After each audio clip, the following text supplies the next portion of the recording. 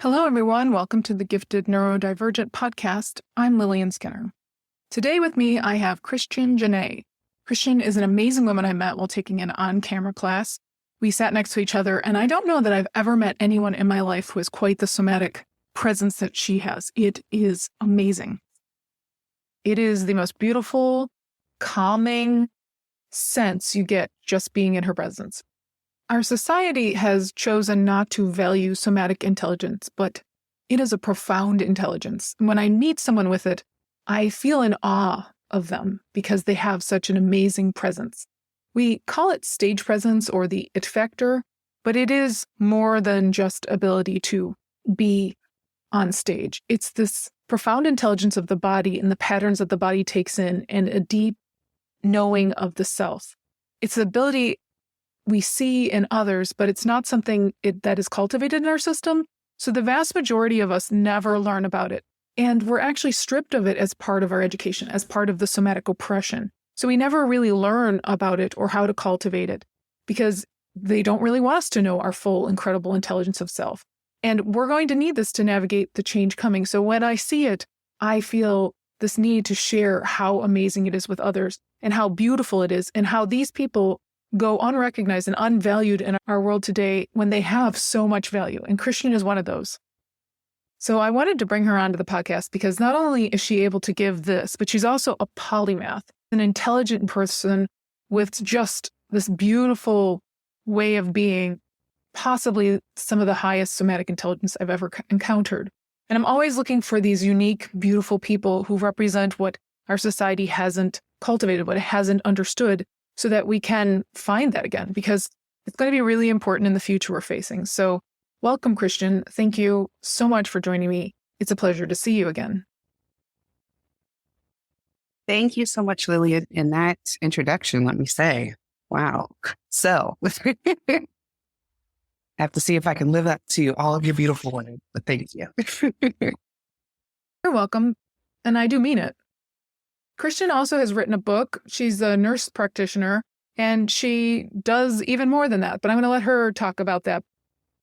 Oh, yeah. I also do women's ministry. I jump around. I think we have that in common. My brain is the type I had to learn how to not overcommit, because I seriously will learn about a program and I'm automatically like, okay, let me jump into this organization and submit my information. And I get stuff from Doula Institute now, and I get stuff from natural dietetics now. I'm like, man, I got to learn how to not commit that much, like research it, but not sign up for all these things. So I'm not getting a million phone calls from all these different areas. But my overall desire, my heart just wants to help people heal and feel better and heal from the core. Like no quick fix. It just doesn't exist. We have to just sit in our mess and learn how to grow from there. That is very true. We have to sit in our mess and learn how to grow. But what does that mean exactly when you say heal? Do you mean find peace? Do you mean get out of bad situations? All of the above? All the above. I think the biggest picture, though, is that peace. That's the ultimate goal. So getting out of the situation, that would be the first step. But so many people and so many journeys that involve getting out of a situation are cyclic. Just because you get out of that situation doesn't mean you won't return back to it, because that's just part of the cycle. Relapse is part of the cycle. And, or find that same particular trait in somebody else and end up in the same situation, or not even someone else, but the same, could be the same job place. It's just patterns. We're creatures of patterns. So until we heal and we find that peace, we're going to continue to attract that same pattern. Where do you do that? Do you do that at your job, or do you do that at all of the things? Yeah. I don't get to do it as in depth as a nurse practitioner because of the time constraints with insurance, but I do always try to help someone find that particular pattern with whatever it is I'm talking to them about for the day. Patterns are very real. As sensitive people, we see and feel patterns. I know for me, my somatic is the feeler, my cognitive is the seer, and then I put them together and know the whole picture. And I definitely know you do that too. I think that my sensitivity drives this because I can't choose to not be aware. I am aware of everything to the degree that most things are like an affront. The sun's too bright, people talk too loud, everything's a little too much. But that is showing me patterns. It's showing me that this is out of the norm of my patterns and what I'm comfortable. And when I first met you, you said to me, I hang out with all redheads. I love redheads. And I was like, well, perfect. But I also thought that was funny because is that your pattern? I'm just drawn to you guys. I'm like, I love it. And I'm shocked. I know, I thought it was funny. I'm still laughing over it. But seriously, you must be super sensitive if you like redheads because we are the most sensitive. The fact that you have this tendency to be drawn to them must mean that you are really sensitive as well.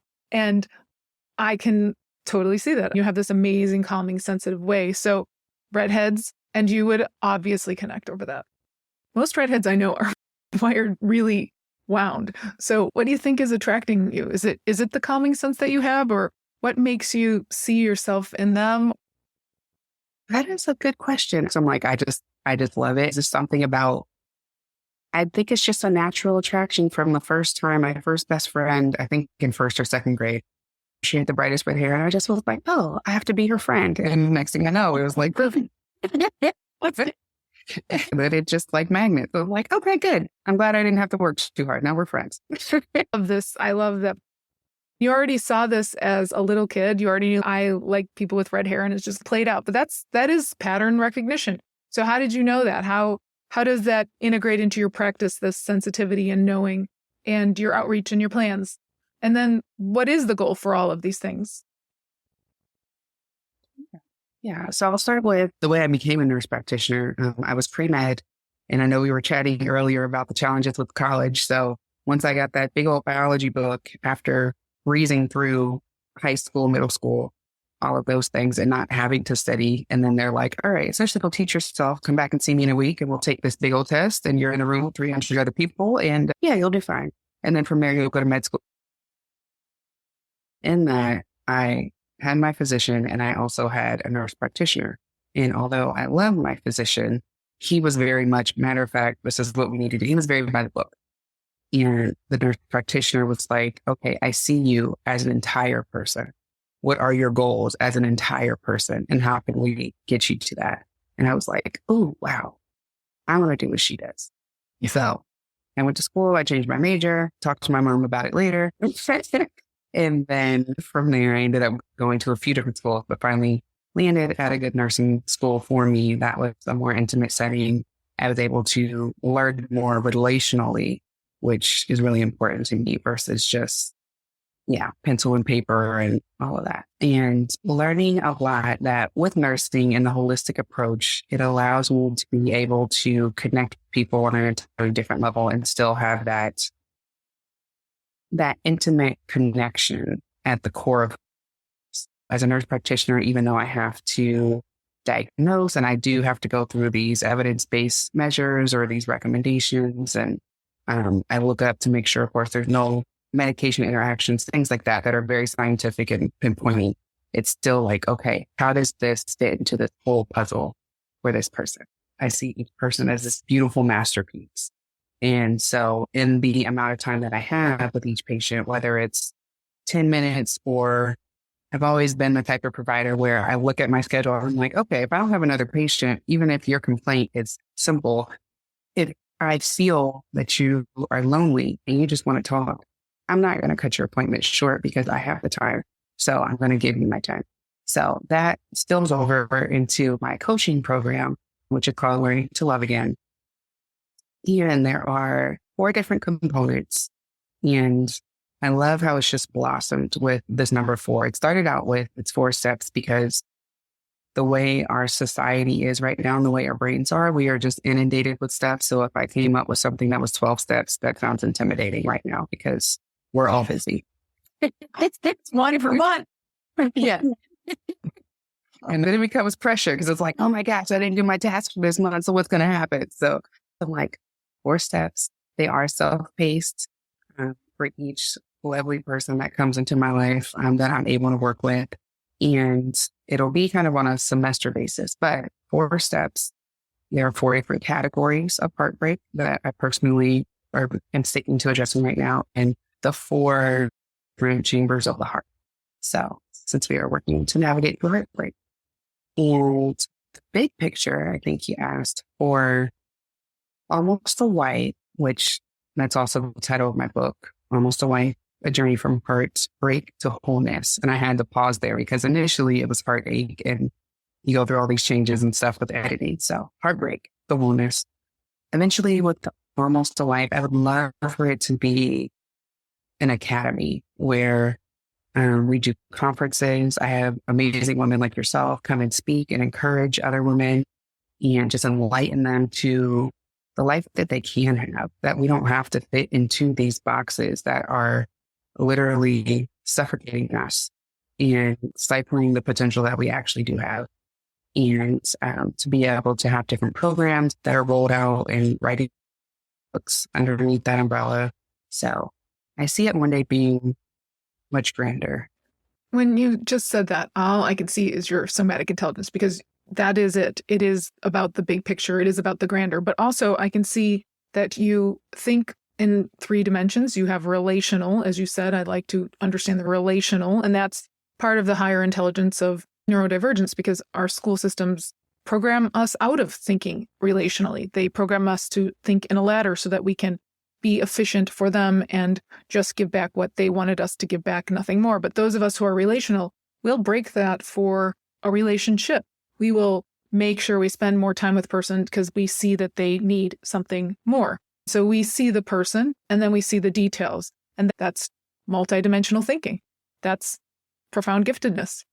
I think that in our next era with AI, all of the people who used to be doctors and nurses, the ones who could memorize all these details about people, they're going to be replaced by those who can actually feel people. The somatic will come up and be more valued because it will be about connection. If everybody has the information, if we all know it, then we move to a higher level of ability. And it's not just about knowing the information, it's about using the information to see other people, to make them feel seen, to make them feel better, to heal them. And we have lost that. And you are here living the embodiment of finding it. I also think what you offer people is this really beautiful space, like this channel of receiving that I rarely see in other people. Honestly, I'm going to take a lesson from you because you have this way of just allowing space for people, and it's easy and kind and warm. It makes it beautiful. But how do you do that? I firmly believe that each thing that we all go through, not to take away from any traumas or anything, but it's not specifically for us. We've gone through it so that hopefully if we share it with other people, it can help them navigate through their life a little easier. So that's my goal, is that my heartbreaks can help someone prevent those heartbreaks, or if they're already in them or still going to experience them, hopefully I can give you a roadmap that can make your recovery a little easier.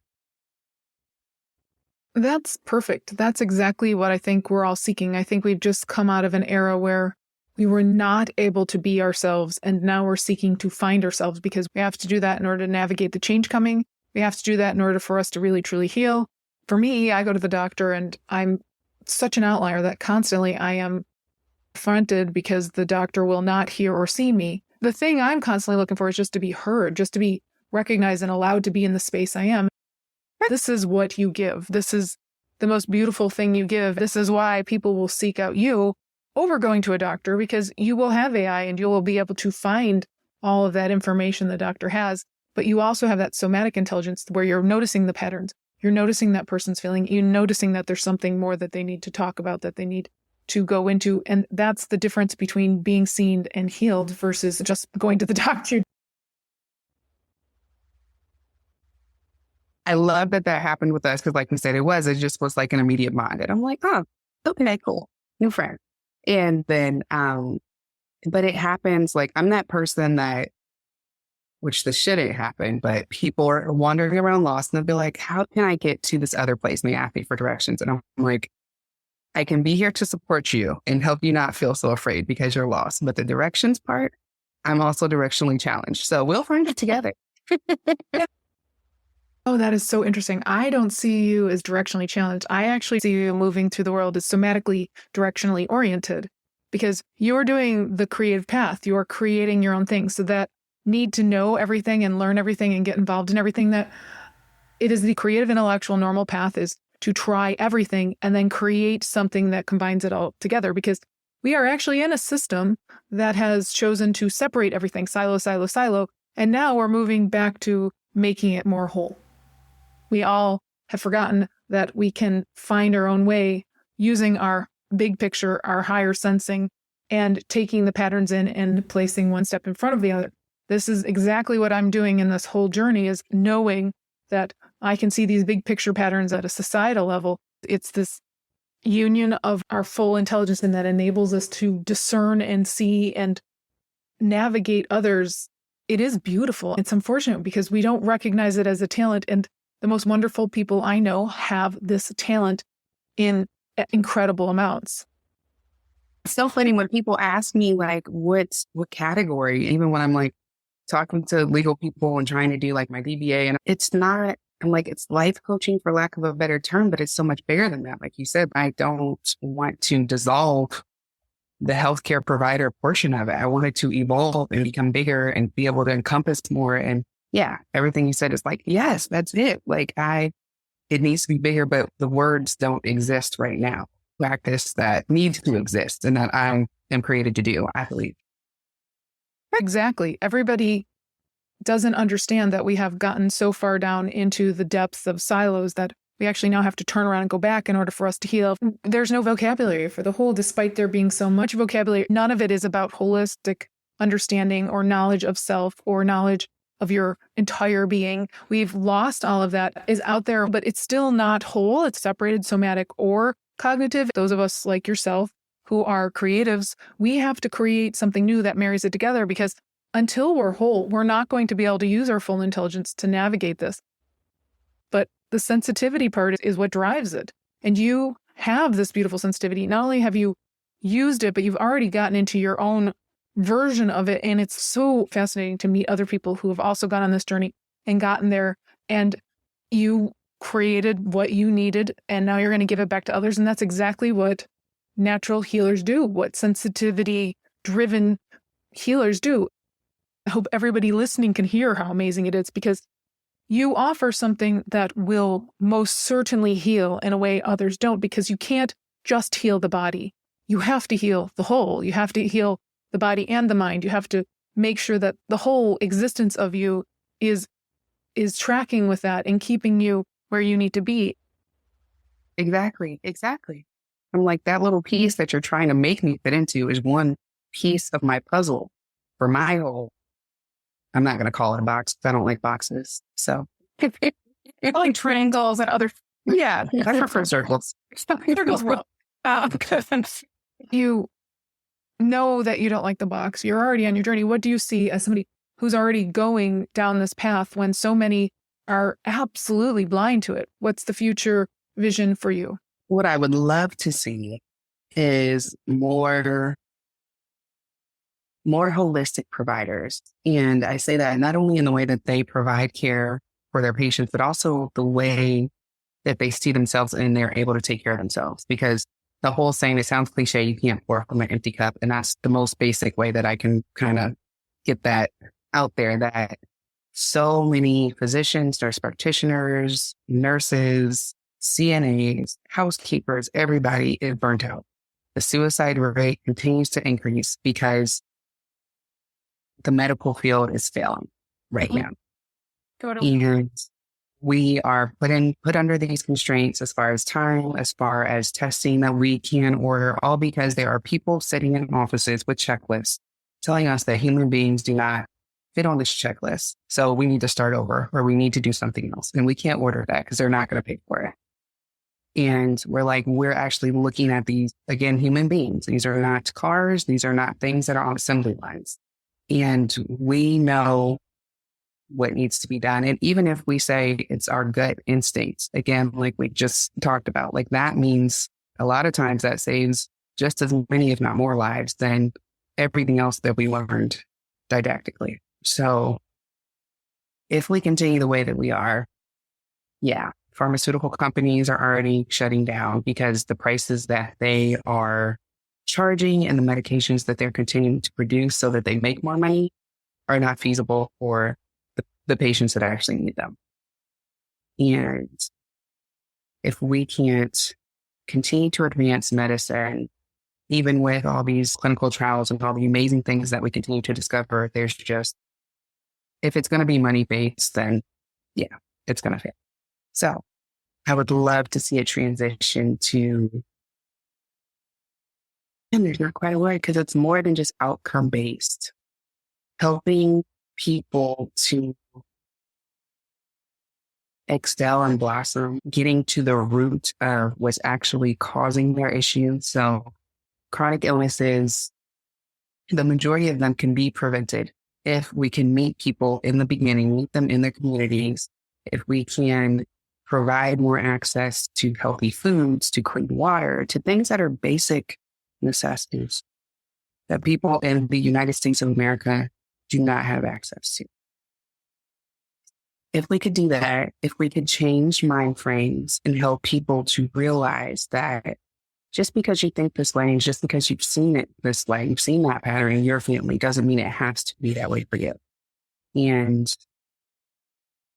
another part of where I come in so many different communities is I am an African-American female and I am in a leadership role. So when I walk into a room and I have a smile on my face, a lot of barriers, thankfully, automatically drop. And I love being able to provide that to people. I've heard from way too many people that I was either their first young, first female, first minority provider. And just seeing that was like, wow, I can do, like, a switch goes off. And it's like, and I can see their inner child also being like, not only do I feel safe with you in this, but I also am now encouraged that I can do that thing that I thought I couldn't do because of the way I look or because of where I came from. Oh my gosh, I love this. You are the walking cure for imposter syndrome, because not only have you figured out what imposter syndrome is in yourself, but you have actually figured out how to use the gift of imposter syndrome to help others. Because this is something that I'm constantly talking with people about. A lot of people have imposter syndrome, especially in the most sensitive. And what it is that we are feeling all the patterns in the past that this has happened to us. So we're overwhelmed with those spirals of emotion. That's like every single time we've been told that we couldn't do something, we weren't going to achieve it, we weren't worthy. And this is very common for very sensitive people, for everyone who is not the ideal person according to society. And when you move through that, when you actually heal from it, you then start realizing that you aren't always feeling yourself. You're actually feeling other people's insecurity, other people's imposter syndrome. And then you can know and check that it's not yours, but that it's the other person's. And then you do what you do best, which is you relax and you give them space and you project to them that you care, that you don't see that, and they are allowed to be comfortable. And that's such a gift. And that is such a gift that you give particularly. And I cannot say enough about how brilliant you are at your patterns, that not only did you identify this, but then you could flip it around and give that gift to others. Also helps me understand why you became a nurse practitioner, because you're the person who sees relationships and the value of them and how healing requires relationships. And most doctors are so focused on knowing that they don't see the value of knowing that person maybe individually as well. They're more interested in the volume of data that they can get so that they can grow their knowing. Whereas, the volume of data is actually in that person on all these nuanced levels. It's not just hard, cold facts. That is so multidimensional. I can't say enough about how brilliant that is and how we are going to be able to move back to that now, and how you will be a leader in this, because that's holistic intelligence. That's our somatic and cognitive coming together to understand and create what's new that is needed. And that's what helps us navigate the world when our paths disappear and change is so great. Yeah. And that's the goal, is to get people to like, okay, I know you've heard this a million times maybe, but I just need you to hear me one time and help stay encouraged so that you can do that thing that you were created to do. There are illnesses that need prescriptions, but a lot of them, like I said, if you can just get to the root of it and flip that switch in the brain and, okay, I can make vegetables taste good. I can go for a walk every day. It's simple stuff. There was one thing that you said that really excited me. I'm big on the current term is like collaborative care, which that means also collaborating with other disciplines. But again, I feel like that should just be natural. That's just relational. If I have someone who does something I don't do for a living, I should naturally want to ask them questions about that particular situation if I have a patient that's experiencing that. But collaborating even amongst my patients and clients, being like, this is a team effort. It's never going to be me just pouring things or pointing things out to you. It's about guidance, and it's about me helping to get you to the point where you recognize it yourself. And then we talk about, so now that we have this information, like you said, or now that we have this data, how do you see this impacting your life? And how would you like it to impact your life? And let's grow from there. And just keep going, different steps. Yes, we're moving back to collaboration, and it's great because everybody had control by holding on to the data. So he who has the data or she who has the data has the power. We're standing on this precipice where we can go one way or the other with AI, where we can finally figure a way out of this maze that we have built with the wrong information or information that's only half truths, and it's all just about our cognitive. And we're stuck in this maze trying to use the cognitive, which is knowing before you get it, how to navigate. But we actually have all this sensing data we could be using to go through the maze and learn it. And yes, we're going to get lost, but our sensing data, if we can find it, will help us remember what we've already been through and make it successfully through that maze.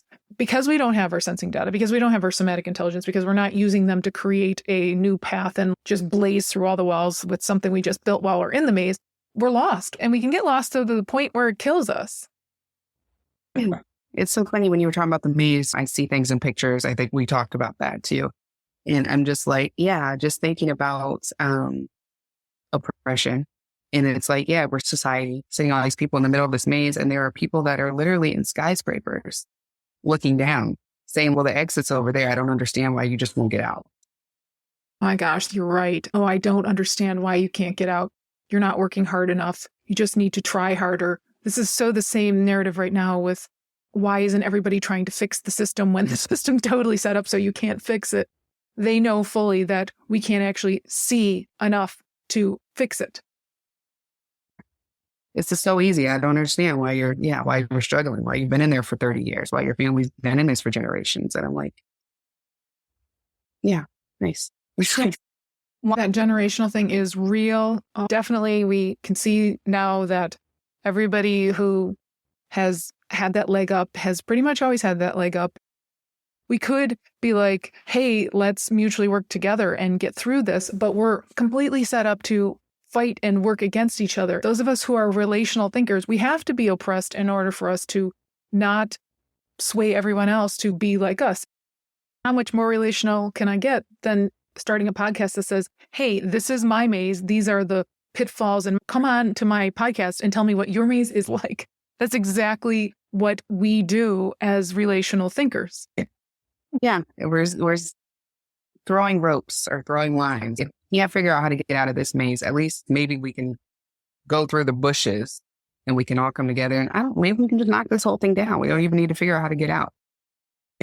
Everybody just got dropped a bunch of walkie-talkies and we're like, what does it look like on your end? Where are you at? It is almost like we're using walkie-talkies to figure out a way to survive what's coming. And I think that lockdown might be sooner than we think. We're going to be disappeared. We're just going to be gone because it's the only way to survive that. Yeah, that's where my wheels were turning. I'm like, right. Physically and emotionally older. Yep, it's just doing that, getting that start. So yeah, I think we'll have some more meetings and we'll get some more wheels turning. So like that way we can develop the verbiage to get this officially going. Thank you. Developing the verbiage is now a real thing. Identified a new cognition and labeled it and defined it because I know that I have it and other people have it, but I have extreme clarity around it. So I wrote research papers. I showed how it works and I put it into the system and it shows up. And it's fascinating that we can do that. But that is actually the power of AI, is that it is pulling from the collective. So while it will give you references and things, you can actually put your information in there and reference it. Thank you. Right. It is very, very cool. Very fascinating. I'm excited to see where it goes. And I think, yes, like anything else, like for those who are intimidated by it, I'm always like, well, then that means you need to learn about it. If it scares you, that means you don't know enough about it. learn is a good point to make because so many things that we're taught in our school systems that actually work against how our emotions should. And one of those things is just what you said. It's the fear of not knowing. We shouldn't have fear about not knowing. We actually should have curiosity, but we've been conditioned to believe that not knowing is bad and knowing is good. But truly, who actually knows everything in the world? The idea that we have right and wrong answers is a misnomer. The making the world 2D is a misnomer. Truly, there's no thinking just right answers. It's the answer is applicable to the situation, which is constantly changing as all the other variables. So we can't really know the correct answer. It's why medicine is a practice. So we should be using our emotions and understanding that they're a practice, that our emotions are giving us context. And we have to understand that just because we don't know doesn't mean we're wrong, or nor should we have a fear about not knowing. What we ought to do is use the emotion to find what we need to know to make the next action. Yeah. That's extremely important. If you shut them off, eventually, even if you think you've controlled them or you don't think your emotions rule you, they have this funny way of making other things happen in your body physically that will make you have to pay attention to them. So the sooner you can get used to doing it, the better it is for your overall health. I see a lot with men. So I think it's getting better. And it's so funny. I'm called to work with women, but a lot of my patients who I have the most intimate or emotional conversations with on the medical side, they're men. And I always laugh because I'm like, whoever came up with this idea that women talk more than men, y'all haven't met my patients. Because it's you, though. It's not, others can't get that out of men, can't get that out of people who are uncomfortable. It's your somatic intelligence that gives them the space that makes them feel comfortable. Yeah. Yeah. Which I love it. I'm like, I know that you have to be this big, tough guy when you're on the rest of the world. So if I can give you 15, 20 minutes to let all this out, then but with that you said, them being that big, tough guy and showing no emotion for all those years. And then I see you after you've had this massive heart attack and now all you do is cry. And I'm like, that's not a coincidence. Yeah. Yeah. Yeah. It's time to release. And now you got to catch up. All those tears that you held back for all that time. Oh, I have an example for this. One, I see that out there. I see the pain in men's shoulders and their back. They're holding in so much, trying to protect themselves, trying to hold back their anger or maybe keep it in. But I see this all the time. I feel other people's body pain or their tightness in their bodies. Yeah, exactly. Yeah, like all that, the non-social cues and body mannerisms and just the tone of the voice or inflection and like, yeah. I'm like, man, you really need a safe space. Yeah, we don't have safe spaces. I didn't have a safe space growing up. I don't see many people having safe spaces. They're constantly being bombarded with feedback and criticism and what they need to do to fix themselves. But I'm not really a fixer person. I'm of the belief that we figure out what we already are and just try to figure out how to make that work best for us. Gosh, that's really, yeah. That's also why I work with people who are ready to make the break from it and figure out how they are supposed to work, because I think my sensitivity prevents fixing or allowing you to stay in pain. I can't do that. I have to help you walk out. That's the only thing I can do. Yeah. I love that you're on that side of the spectrum. And then I am at the meeting people essentially at their lowest point where they're like, okay, I'm done. Like I've tried all the things that I thought I knew how to try and I give up. And I'm like, okay, this is where we kind of need to be to build. We build from it. So is this why you wrote your book? Can you tell me about your book, Almost a Wife? Because I do want to understand that. I want you to tell me what parts you want it to come out, because you wrote this book. It's very touching. It's beautiful. The title just alone makes me want to cry. Depending on who I'm talking to, we go into things a little more in depth or not. So the title, the whole book is actually my love story between me and God. But of course, the title, Almost a Wife, I have been engaged a few times, and me getting to my breaking point in relationships, romantic relationships. So literally on my floor in tears, having that moment where I'm like, I cannot do this anymore. The way I'm doing it is not working. So taking the time off from dating on purpose for over 2 years now and getting back into therapy, doing all the hard work, therapy again. So I don't believe that therapy is a one and done thing. Therapy is like dating. You have to find the one that's the right fit for you and the right fit for your season too. Because I've had different therapists in different seasons and they worked for what I was growing through at the time. Yeah. That makes sense. I think that your therapist needs to just be one step ahead of you. So you need somebody who has a unique profile of intelligence that's gone down your path or is just basically one step ahead of you. And that's hard to find the smarter you get. Yeah. What is that? Objective view. Like they're not in it. So I'm like, oh, okay, thanks. I didn't see that. So like the maze again, they're on the other side of the maze. And they're like, okay, well over here, this is what I see. I'm like, I didn't realize that. Okay. I've already been here before. Okay. So turn left. Got it. Okay. And that's kind of where my thing is just like any person I meet. I'm like, okay, let's see. What can we do? Tell me what your thing is. And how can we catapult you to the other side? But back to the book, I kind of digressed a little bit. I do touch on like that heartache, how we were just a few months out from the wedding when things got canceled and all that. But it was funny that wasn't the relationship that got me to my breaking point. It was actually a relationship that wasn't even a full-blown relationship. It was looking at this person's resume, essentially seeing what they look like on paper compared to what I look like. And I was like, oh, okay, this should compute. This should be perfect. And it was not. It was a mess. And I had a friend that was like, I think you should just take some time off because you're a really great woman and you're going to be an amazing wife. You're called to be a wife. But I just think there's something that keeps happening here.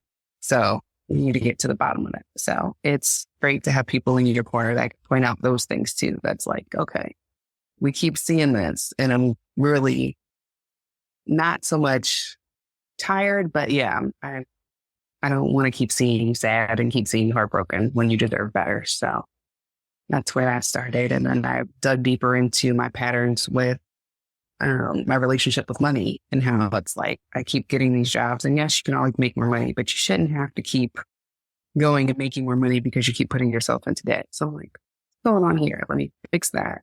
And then with career wise and jumping around it, I'm like, okay, some of it is the system that we're in right now, but some of it, I'm like, what part of this is me? And that I'm being drawn to like what's making me pick certain things and what's making me feel like I can't stay in one place of employment. So, and then the last thing and the biggest thing was my faith journey and my health journey too. So I guess they were the four components: faith, health, finances / career, and relationships. So, yeah. That's beautiful. When you said about stepping back and looking at yourself, figuring out your patterns, we used to have a space for those sabbaticals, they called them. And you could step back and look at the big picture and the small. But now it's only small picture. And I think that can put you further into a despair or spiral because you're trying to fix something with the wrong tools or the wrong perspective. And we do really need to step back. And so you basically took a sabbatical and it worked. Yeah. Like, why aren't you guys here? It's so great over here. Problems. Come on. Yeah, why isn't everybody over here? Let them know that's the wrong focus, that actually they've got us all trying to fix ourselves and look inside and change that because then we're not changing the world because that's actually our role. Right? Yeah. Goodness gracious. It's challenging. So how did you know to do that? I think it was just divine. And I'm a huge person. Like I've always been drawn to learning different things and more like similar to you, way more than what can be taught in a classroom. So I listened to a lot of people's journeys and thankfully I picked up on their patterns, kind of like what I'm trying to do now. And I was like, oh, okay, well, they did this and that did not work out well. I probably should not do that. And this is where I'm heading in this situation. So let me see how I can reroute tons of different podcasts and interviews. And then reading and then applying. Once we learn something, we can't just be like, oh, okay, that's really good to know. It's like, how are you going to implement it? That was so great. Thank you for sharing. Yeah. Applying that and writing down different steps on how I'm going to apply it. And then once I saw, oh, wow, this really works. And I really feel great, not just happy, which happiness is temporary. It's an important emotion, but it's temporary. So, okay, this is joy. This is peace. This is something that's long standing. Even when the circumstances around me are changing, I can still stay in equilibrium for the most part when everything else is in flames or the earthquakes are going on. So definitely, yeah, doing that, reading the Bible. It's the oldest book, and it's really fascinating. When people say that they think it's boring, I'm like, oh, you've never opened it, because it's a lot of drama in there. So yeah, there's tons of advice in there. And I'm like, okay, so if I actually take these things, again, from these people that lived thousands of years ago, or even people who were born, 10, 15, 20, 30 years before me, they probably know a little more than I do. They've been here a little bit longer than I've been here. So maybe I should just give it a shot. And looking at my family and the young ladies that I feel like I am responsible for being a positive example for. And I want to say let them into Panya, but they're their own people and they're going to have their own journey. But I don't want them to fall into this because they thought that it was the way that it had to be, or because they thought that this was the way that I did it. So I'm like, if I can show them a different way, it's their choice as to whether or not they'll take it. But I have to break this chain for my family as well. Because I'm like, it's got to be better. So I started on that journey looking for better. So when you started on that journey looking for better, did you keep it from anyone, like your family, or were you in a place that you were able to grow and they were accepting of that? For the most part. So I did have to, I'm very close to my parents and like my siblings, but a lot of that journey, even though you have your core people and they're with you, they kind of have to be at a distance when you're in the thick of the journey. So it has to be like, you can't ask them for their feedback. You can't, because their intentions are good.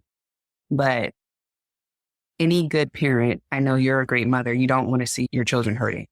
So when they are in the thick of it and you're seeing the tears and you're seeing or hearing about the sleepless nights and just all the things that will break your heart as a mother, you want to be like, well, let me just scoop in and rescue you. And you don't have to do that. Just come on home and we'll chalk it up. You don't have to do this, but you do have to do it. So, and you got to do it alone because. It's really interesting. Your parents are very sweet and they have loved you and taken care of you. I didn't get parents like you. And as a result, I let my children flounder a little bit more because we have no path in this world. We have to flounder before we become adults and not after. So my children are allowed to come out of school early and go through college early, but also not do great, like not to do super well because we don't do well in the system. We have to create our own path. Yeah. Maybe I'm just doing what your parents did do, and I'm just doing it a lot younger because I can't do anything else. I have seen this path go for generations for so long. I decided that in my children's generation, I'm going to take a different way of going about it. But those of us who can fit in the system, if you don't learn in childhood, then you have to learn in adulthood. And that seems like what you're describing. So it worked in your favor. I'm sure it was difficult as you were growing up. I love how they all can work together. In other relationships, it gets to a point where you're not doing the stuff that you said you wanted to do. And I'm like, okay, let's help get you to where you want to be. But if I want it more than you do, then you don't really want it. So yeah, I'll just remove myself from the situation. But I commend you because I know that a lot of people in their search for love, for purpose, for acceptance, that usually stems from their parents. So many people stay close trying to earn that and never become who they're meant to be. Life is different for maybe those who are relational. I definitely had a baby young so that I could be loved because I didn't have anybody loving me. And when I found out I was pregnant at 22, I was like, I'm having this baby. So I didn't even like his father, but I was married to him. I just knew that I had to do this. It was something that I needed to do. I was graduating from college right after he was born. It was going to work out. So I figured out how to make it work. And I did. It was what I needed because once I had somebody that loved me, I could find other people that loved me. I actually think if you look at the story of Mary and Jesus, you could see that actually Mary was healed by being a mother. I have read the Bible, and it's funny when I read it, I have a very different interpretation than I think most other people do. But one of the things that I have seen in the Bible is the mother-child bond that Mary has. Like Mary was 11 or 12 when she had her baby. She was married off to a man that was in his 30s, and he was much older than her. And she was taken to a strange place, and she was forced to ride a donkey while 9-10 months pregnant, and then have a baby in a stable and put him in a manger. Those are all traumatizing things. And yet she healed. It may have been diminished how profound the mother-child bond is because that is what healed me.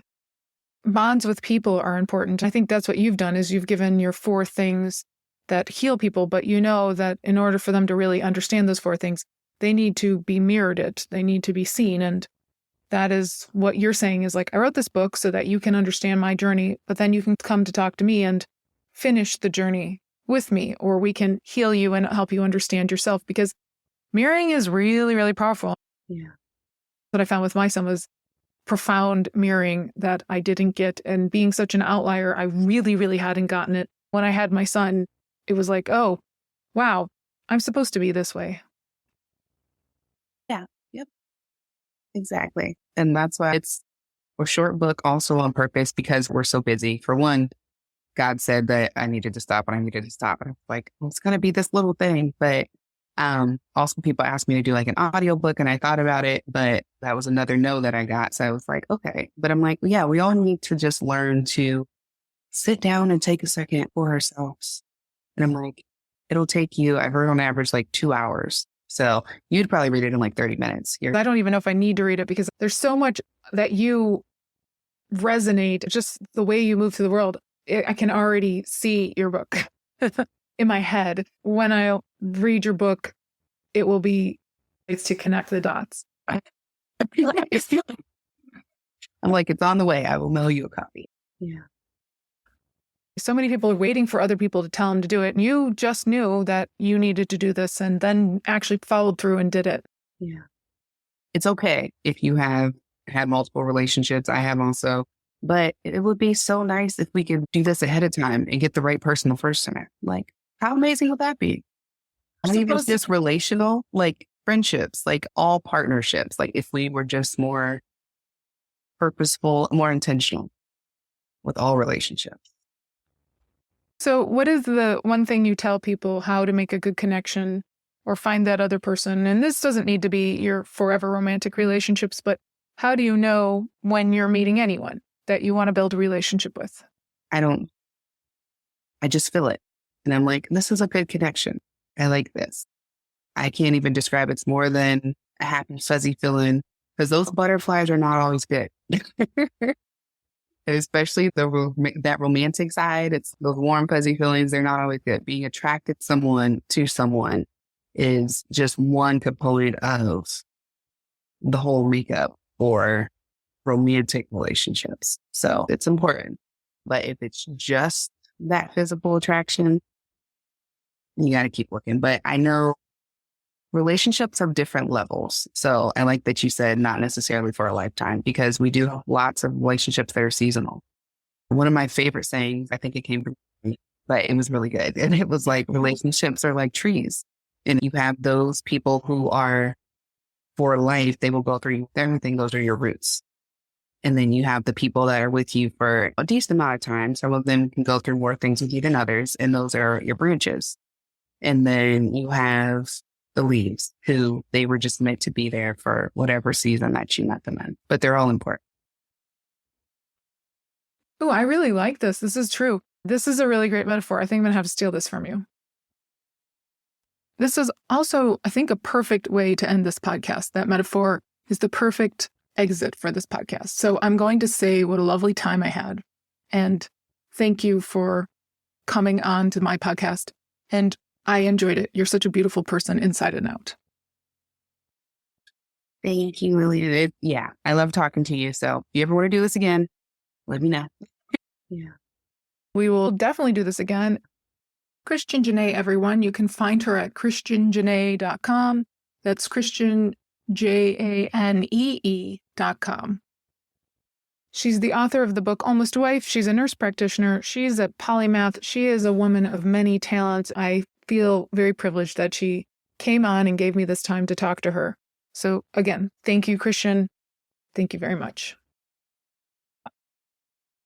You're very welcome. Bye. I hope this was valuable. I hope you enjoyed it. Thank you for listening. Take care.